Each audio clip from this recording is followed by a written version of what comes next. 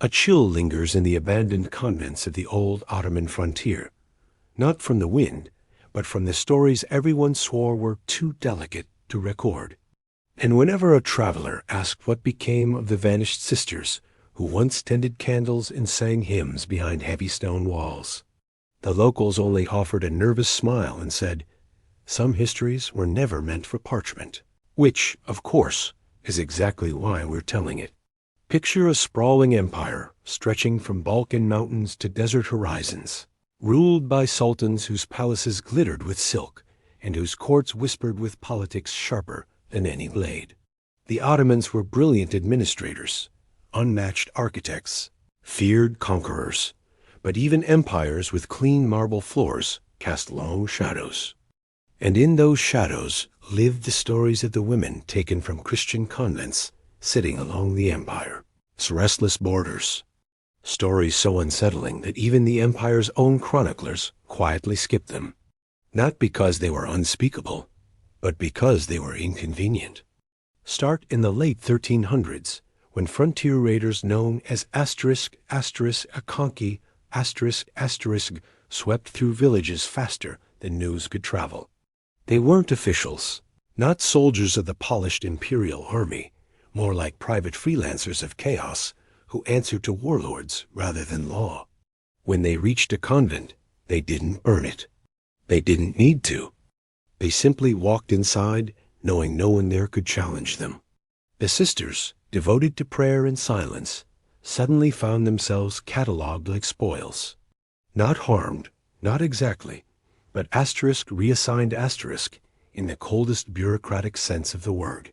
Some were marched toward the bustling slave markets of Edirne or Bursa, where scribes kept neat records of acquisitions and contracts. Buyers were described. Identities of the women were rarely recorded.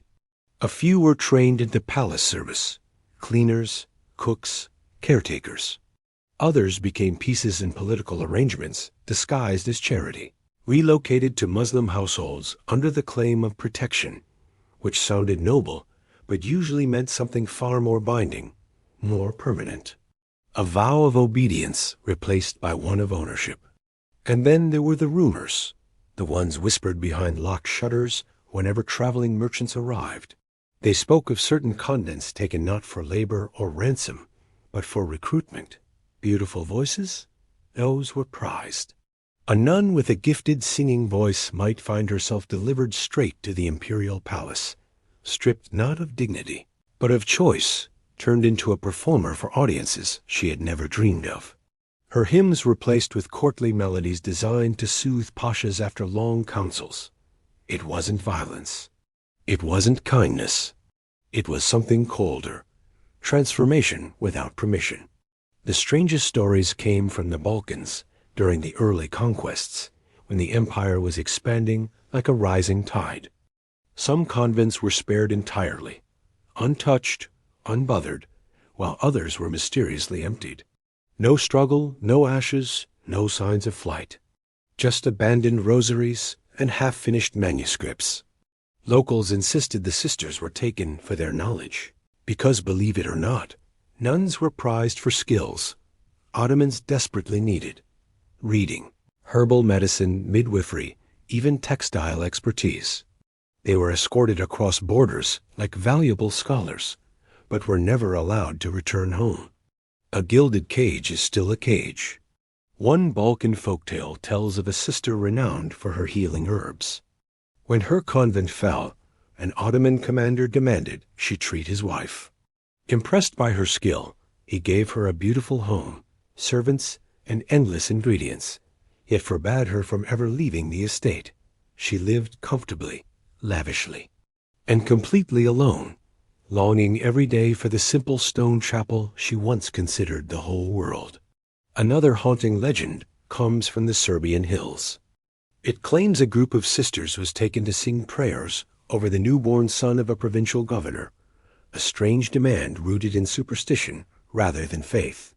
The idea that their voices, pure and untainted, would bring the child divine protection.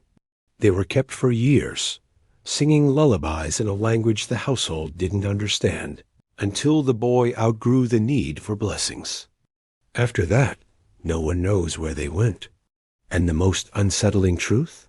Ottoman archives sometimes confirm the edges of these stories. A purchase here, a transfer there, a notation about a foreign girl educated in scripture, taken into private service. Nothing graphic, nothing dramatic. Just chilly little lines of ink that imply everything the chroniclers were too polite to say aloud. But the greatest irony lies in Topkapi Palace.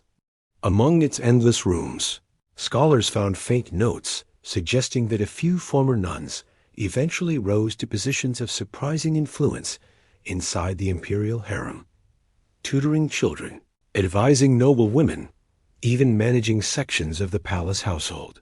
Women who once lived in silence found themselves in the heart of an empire, shaping futures they never meant to touch.